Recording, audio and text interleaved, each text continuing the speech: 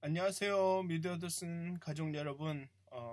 오늘 하루도 정말 하나님의 말씀을 묵상하시면서 정말 하나님의 그 의의 길로 걸어가시는 하나님과 동행하시는 그런 하루가 되셨으면 좋겠습니다. 우리 사도신경 하심으로 5월 11일 수요일 새벽 예배를 시작하도록 하겠습니다. 전능하사 천지를 만드신 하나님 아버지를 내가 믿사오며 그 외아들 우리 주 예수 그리스도를 믿사오니 이는 성령으로 잉태하사 동정녀 마리아에게 나시고 본디오 빌라도에게 고난을 받으사 십자가에 못 박혀 죽으시고 장사한 지 사흘 만에 죽은 자 가운데서 다시 살아나시며 하늘에 오르사 전능하신 하나님 우편에 앉아 계시다가 죄로서 산 자와 죽은 자를 심판하러 오시리라. 성령을 믿사오며 거룩한 공회와 성도가 서로 교통하는 것과 죄를 사하여 주시는 것과 몸이 다시 사는 것과 영원히 사는 것을 믿사옵나이다.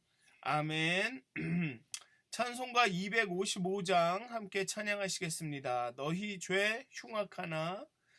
찬송가 255장입니다.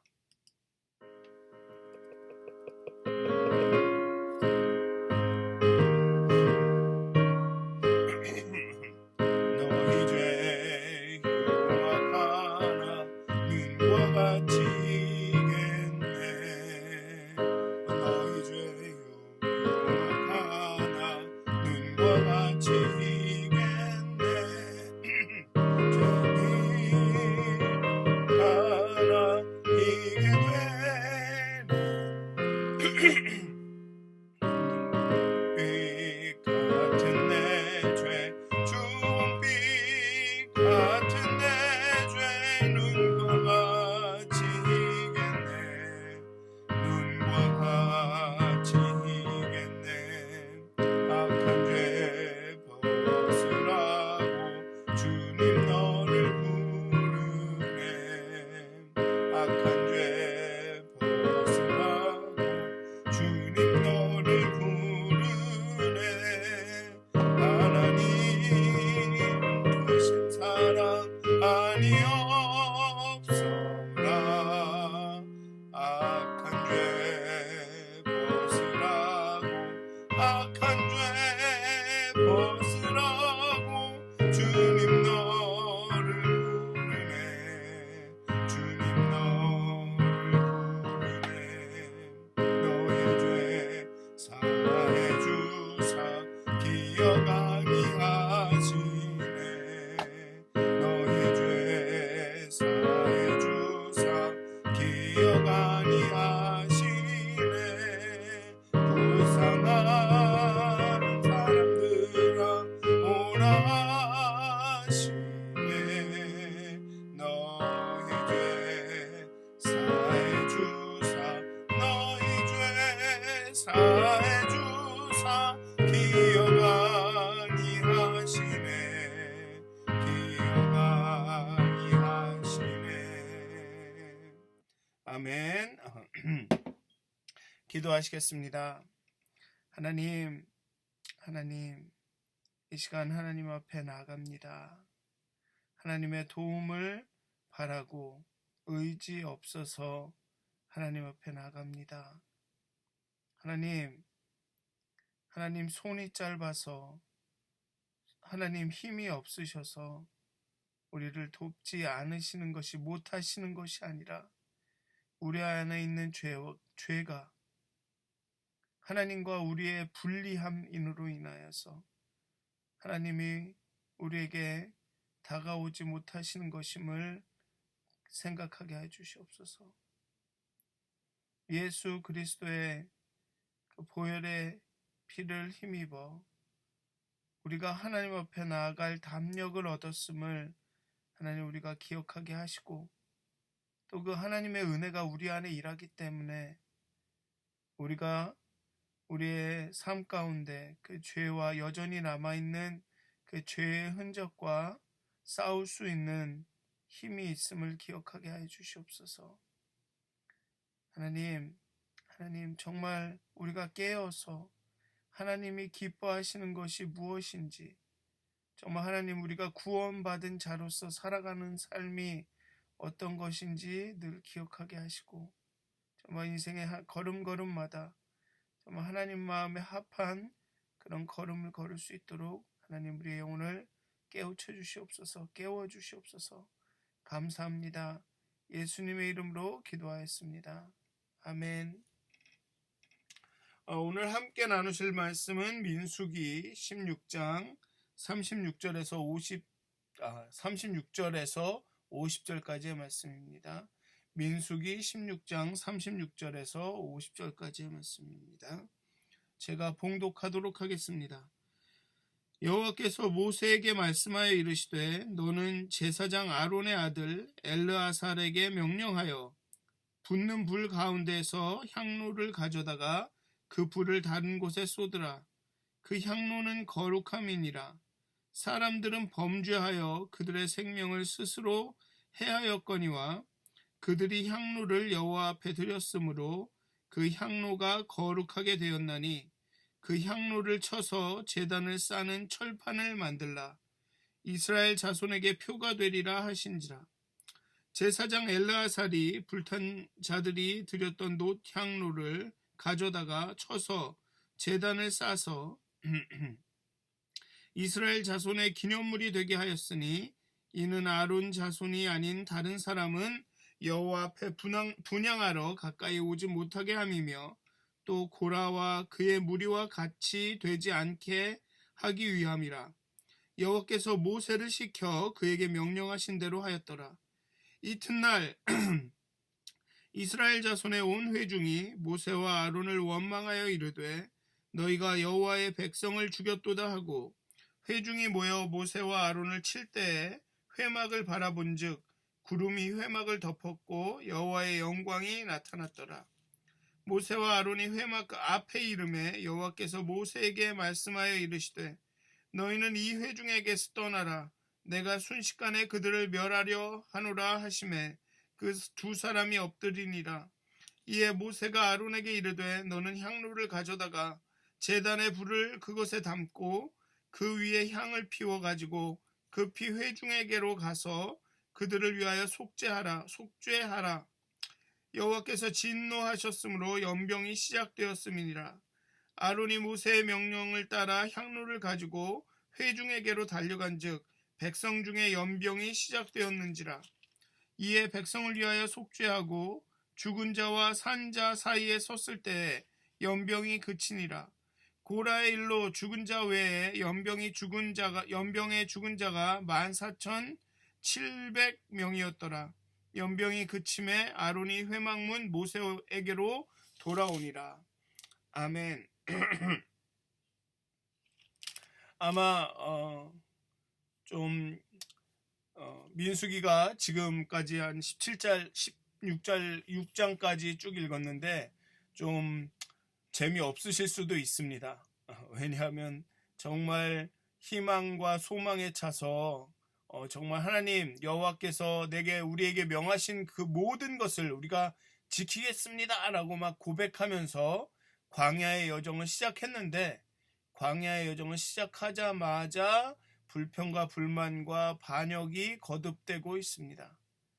그래서 좀 읽기가 불편하실 수도 있고 재미가 없으실 수도 있는데 그렇게 반역과 그 불평과 불만을 거듭하면서 하나님께 징계를 받고 징벌을 받고 정말 헤렘의 징벌을 받으면서까지 또 하나님께서 그들을 위해서 이스라엘을 위해서 또 피할 길들을 또 내시고 또 이게 되죠. 용서하고 하나님이 언약을 새로 맺으시고 또 이렇게 하라고 법규를 주시고 또 이럴 때 기억하라라고 파란 끈도 주시고 이것도 해주시고 그렇지만 또 범죄하고 이게 계속 반복됩니다. 어쩌면 그런 모습이 우리의 모습일지도 모르겠습니다. 어쨌든 오늘 본문을 보면 땅이 갈라져서 이 사람들을 그 고라와 다단과 아비람의 자손들을 몰살시킨 이 심판과 또 동시에 하나님의 불이 내려와서 회막 앞에서 분향을 하던 이 250명의 지도자들을 이렇게 살라버리신 이 화형이 있은 후에 하나님께서는 이 사람들이 드리려 하던 그 향로를 봉헌해서 하나님께 바치라고 명령하십니다. 이 일을 주도할 사람은 아론의 아들 엘르아살입니다. 아론의 두 아들을 이제 엘르아살과 이다말만이 생존해 있습니다.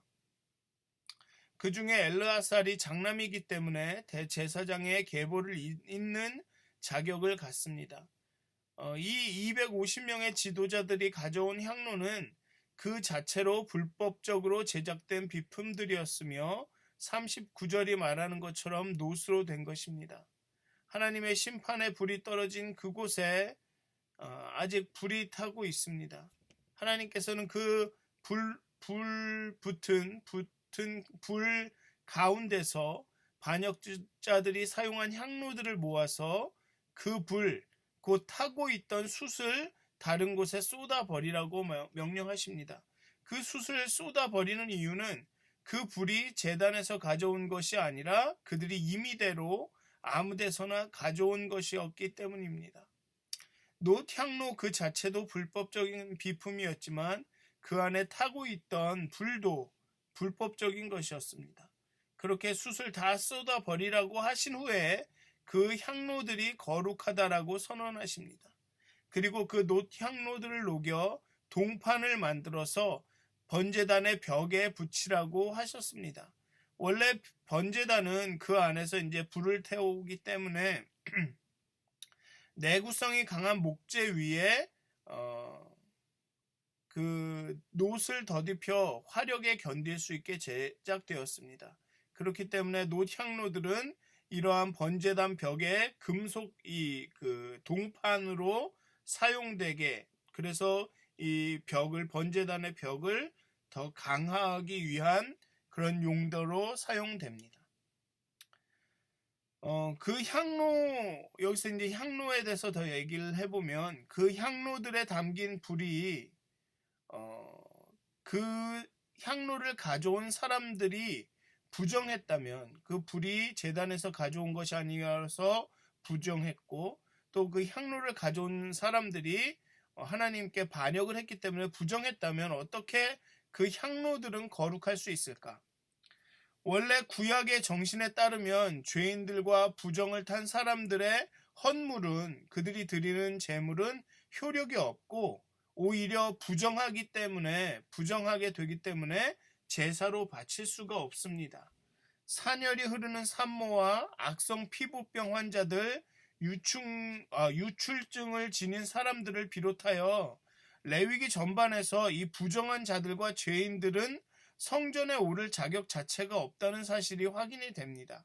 그런데도 거룩하지 못한 이 반역을 했던 사람들이 가져온 그릇된 방법으로 제작되고 하나님이 명하지 않는 불을 담았던 이 향로가 거룩하다고 선언되는 이유는 이게 바로 헤렘의 징벌로 하나님께 바쳐진 물건이기 때문에 그렇습니다.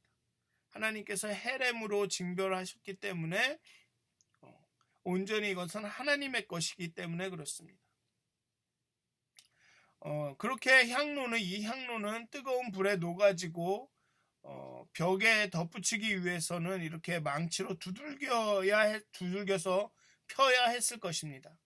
그런 과정을 통해서 향로는 번제단을 강화하고 이스라엘 강화하는 일에 사용될 것이고, 또 이스라엘 자손들에게 징표가 될 것입니다. 이스라엘들에게 경고의 표시가 본이 될 것입니다. 누가 향을 피울 자격이 있는지 기억하게 하는 경고판이 될 것입니다.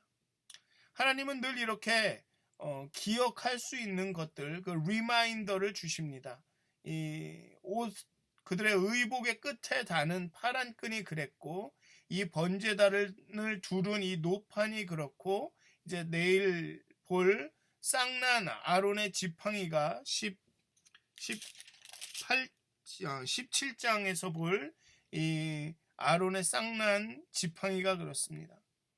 심판하고 징벌하심에도 불구하고 이러한 사인을 계속 주시는 것은, 이런 징표를 주시는 것은 이스라엘이 다시는 그러한 죄를 범하지 않기를 원하는 하나님의 마음이 담겨 있습니다. 하나님이 책망하고 징벌하고 진멸하시겠다고까지 하시지만 하나님은 언제나 이스라엘의 하나님입니다. 우리를 징벌하시면 마치 우리를 미워서 이제는 우리를 포기하시고 버리시는 것으로 생각하는데 그런 것이 아닙니다. 하나님의 근본은 사랑입니다. 그런데 그 사랑이 거룩한 사랑이라는 것이죠. 때로는 두들겨 패서라도 가르치는 사랑이라는 것입니다. 그렇기 때문에 이 징벌을 당한다라는 것을, 징계를 받는다라는 것을 하나님이 우리를 미워하신다라고 오해를 하시면 안 됩니다. 하나님은 끝까지 사랑하시죠. 그렇다고 또 하나님이 용서하시고 사랑하신다라는 것에 너무나도 익숙해지셔도 안 됩니다. 하나님은 또한 징벌하시기도 하십니다. 그러니까 긴장을 늦추지 않고 바르게 살려고 노력해야 한다는 것이죠. 하나님의 뜻에 맞게 하나님을 거스르지 않고 오늘의 본문에 따르면 하나님께 반역하지 않고 그 하나님의 뜻을 따르려고 그 긴장 가운데 살아야 된다는 것이죠. 영적인 긴장 가운데. 그런데 이렇게 고라와 그의 무리가 이 전대미문의 두려운 현상이 동반된, 막 땅이 갈라지고 그 안으로 빠지고 다시 땅이 닫히고 여호와께서 불이 내려오는 이런 두려운 현상이 동반된 그 죽음의 형벌을 받았음에도, 그리고 이렇게 향로로 만든 노판을 번제단에 둠으로써 예배를 드릴 때마다, 제사를 드릴 때마다 그 경고를 상기함에도 불구하고 회중은 변하지 않았습니다. 다음날 동이 트자 모세와 아론에게 항의 집회를 하러 몰려들었습니다. 전날 가졌던 하나님에 대한 두려움은 불과 하루밤밖에 지속되지 않았습니다. 그들의 모습은 사람의 죄의 뿌리가 얼마나 깊고 완고한지 다시 한번 깨닫게 만듭니다. 하룻밤만 지나면 마음이 바뀌어 10번이나 고집을 부린 파라오나 광야의 이스라엘 백성이나 그 강팍함과 완고함에 있어서는 차이가 없습니다. 백성들은 너희가 여호와의 백성을 죽였다고 항의합니다. 회중은 너희가 여호와의 백성들을 죽였다, 여호와의 백성을 죽였다라고 항의를 합니다. 회중은 심지어 모세와 아론을 죽이려고 합니다. 여호와의 백성을 죽였다, 여호와의 백성을 죽였다. 여전히 자신들이 하나님의 편에 서 있다고 생각을 합니다. 여호와의 백성을, 그냥 사람을 죽인 것이 아니라 여호와의 백성을 죽였다. 왜 죽었는지 기억이 안 나는 거죠. 단순히 저 사람도 여호와의 백성인데 왜 모세야 네가 여호와의 백성을 죽였냐. 이렇게 자기 중심성이라는 게, 자기 입장에서만 본다는 게 참으로 위험합니다. 왜 그들이 죽임을 당했는지, 누가 그 죽음을 명했는지 기억하지 못합니다. 모세와 아론은 단지 대언자였음을 기억하지 못합니다. 자기 생각에 그들의 반란은 타당하 혹은 이해할 만했는데, 그렇다고 그렇게 비참한 죽음을 맞이할 정도였느냐라는 생각이 있었던 거겠죠. 괜히 모세와 아론이 일을 크게 만들어서 모세와 아론이 주의 이름으로 저주를 해서 그들이 죽었다라고 생각할 수도 있는 것이죠. 그들의 입장에서는 왜 이렇게 무섭게 하냐, 그런 마음이 들 수도 있다는 것입니다. 이런 가운데 하나님의 장엄한 영광이 다시 한번 현현합니다. 회막 위에 떠있던 구름이 점점 커지면서 회막을 두이 덮습니다. 모세와 아론은 또다시 하나님의 심판이 임박했음을 즉시 알아차리고는 회개치 않는 회중을 위해 하나님께 탄원의 기도를 올리려 회막에서 하나님 앞으로 다가갔습니다. 여기서는 엎드렸다라고 했죠. 여기서는 회막 앞에 이르러 이름에 그 두 사람이 엎드리니라 라고 했습니다. 회막 앞에 나아갔고 그 다음에 하나님께서 이 회중에게서 떠나라, 내가 순식간에 그들을 멸하려 하노라 하심에 이 모세가 그 앞에 엎드렸습니다.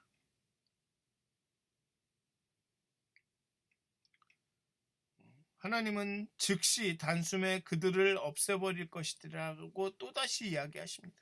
그리고 모세와 아론은 또다시 하나님 앞에 엎드려 탄원의 중재를 시도합니다. 그리고 모세는 아론에게 명하여서 제단에서 불을 가져 향로에 담아 향을 피워 백성들 사이로 가져가라고 합니다. 이는 속죄의 의미입니다. 이로 인해서 죄가 속죄되었다기보다는 하나님의 징벌이 멈추는 효과를 가져왔다고 보는 것이 좋을 것입니다. 원칙적으로 백성들은 모두 회개하며 속죄제를 바쳐야 비로소 죄사함을 받을 수 있습니다. 그것이 앞에 나온 그 제사의 방법 중에 고의적이고 비고의적인 제사의 어떻게 제사를 드리라는 방법이 있죠.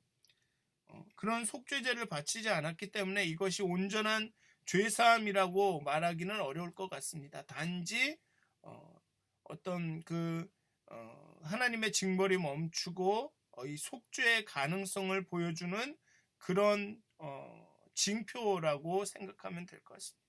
그렇기 때문에 19장에 또 다시 이 속죄제의 제물 제조법이 나오죠. 그래서 이렇게 이것을 제물을 만들어서 이렇게 속죄하라, 정결케 해라. 왜냐하면 또 죽은 사람들도 많고 그렇게 이야기가 되는 것입니다. 모세와 아론의 빠른 조치로 또 이렇게 아론이 향로를 들고 죽은 자와 산 자에 서 있으므로 하나님의 재앙이 멈추고 연병의 위력이 사그러집니다. 또 이렇게 하나님께서는 아론이 택함을 받은 아론이 제사장을 할 사람이다 라는 것을 또 이렇게 드러내시죠. 어쨌든 이렇게 연병의 위력이 사그러졌지만 14,700명이나 되는 사람이 죽음을 당했습니다. 그럼에도 이스라엘의 백성의 원망은 잦아들지 않습니다. 20장에서 다시 한번 이 사건을 끄집어내며 자신들의 죄성을 드러냅니다. 어떻게 보면 아론은 이 미움과 질투가 있는 곳으로 향로를 들고 갔습니다. 자신을 비난하고 자신을 죽이려 하는 사람들 사이로 안으로 이 향로를 들고 갔습니다.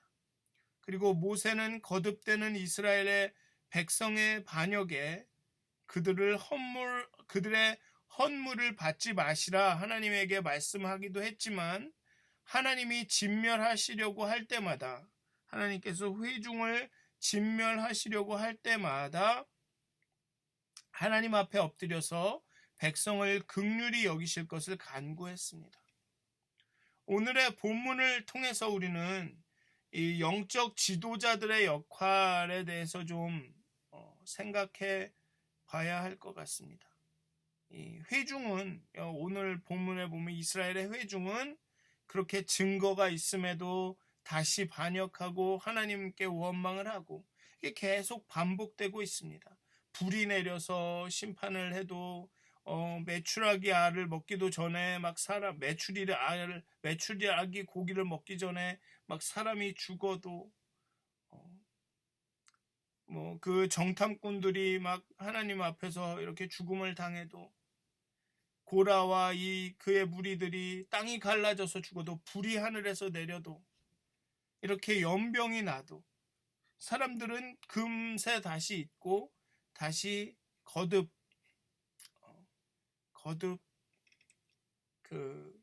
또 죄를 범하기도 합니다. 그런 가운데 이 영적인 지도자들의 역할은 이런 것이라고 생각합니다.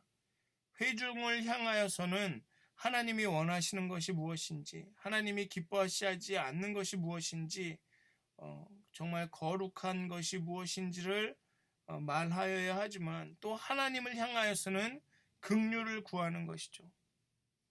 그걸 다른 말로 표현을 하면 즉 이 회중에 대한 사랑이 있어야 된다고 생각합니다.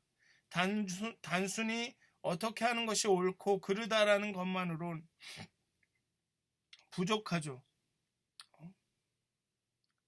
수술을 할 때는 썩은 것을 도려내는 날카로움이 필요하지만 그 칼날은 애정을 품은 것이어야만 합니다.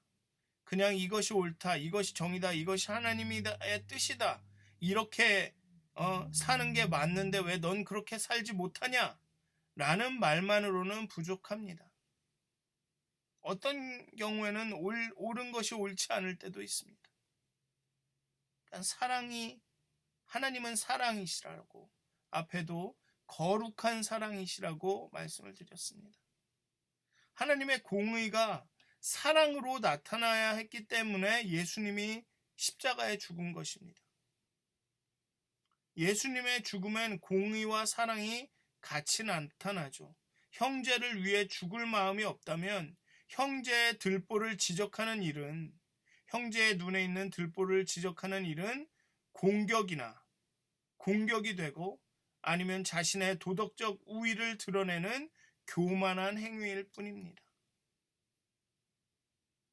형제를 위해 죽을 마음이 없다면 형제의 들보를 지적하는 일은 공격이 되거나 자신의 도덕적 우위를 드러내는 교만한 일 혹은 자신의 상처를 드러내는 일일 뿐인 것입니다. 이렇게 영적인 지도자들은 단순히 영적인 지도자들 뿐만 아니라 우리들은 우리의 이웃 형제들에 대해서 그들이 죄를 범하면 가서 권고하고 정말 함께 이렇게 그 죄를 이길 수 있도록 도와야 하지만 그것은 바로 사랑을 통해서 나타나야 한다는 것입니다. 사랑의 눈으로 그런 일들이 일어나야 된다는 것이죠. 여기 나오는 모세와 아론처럼 하나님과 회중 사이에서 이렇게 회중을 변호하기도 하고 또 회중을 가르치고 또 회중을 꾸짖기도 하는 그런 입장이 되어야 한다는 것입니다.